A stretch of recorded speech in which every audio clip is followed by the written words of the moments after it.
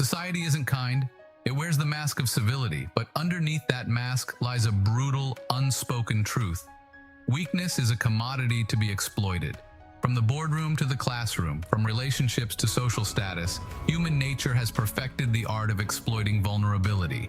It is a cold and calculated game where those who fail to master themselves will inevitably fall prey to the sharp claws of others. The silent exploitation of weakness. Exploitation doesn't always come from obvious predators. It can come in subtle, everyday interactions. The truth is, society is structured in a way that those who show weakness often find themselves crushed under its weight. Weakness, whether it's emotional vulnerability, a lack of discipline, or failure to assert oneself, acts like a beacon, calling out to those who know how to manipulate it. Think of the student who never stands up for themselves, always giving in to social pressure only to be dismissed as irrelevant. Or the employee who doesn't push back when extra tasks are unfairly handed over to them. These are subtle forms of societal exploitation, but they come from the same root, the inability to defend oneself from the machinations of others. The predators of human nature. We like to think we live in a civilized world, but the predatory nature of human beings remains as present as ever. It's simply evolved. Instead of hunting for food, we hunt for power, control, and dominance over others. And in this hunt, weakness is the easiest target. Human nature thrives on hierarchy. We are wired to dominate, to outmaneuver, to rise. Those who fail to see this truth often become its victims, blindly believing that fairness governs all interactions.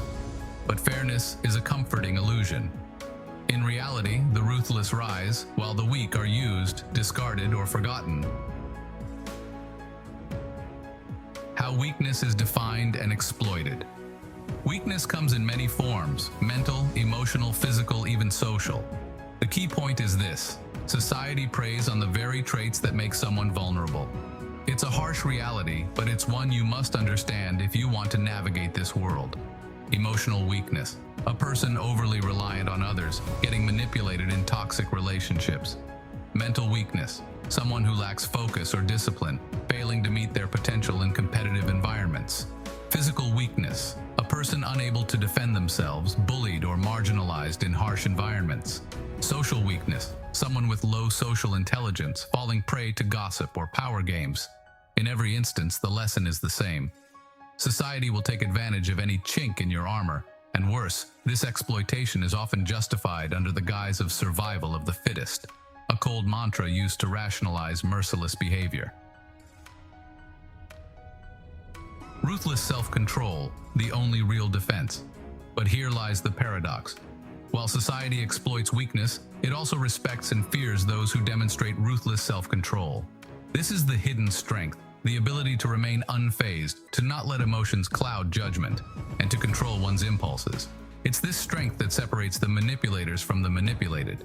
Self-control is your weapon. When you master yourself, your emotions, your reactions, you become untouchable. Those who once sought to exploit you will see that their usual tactics no longer work. It's a form of power that is invisible, but deeply felt.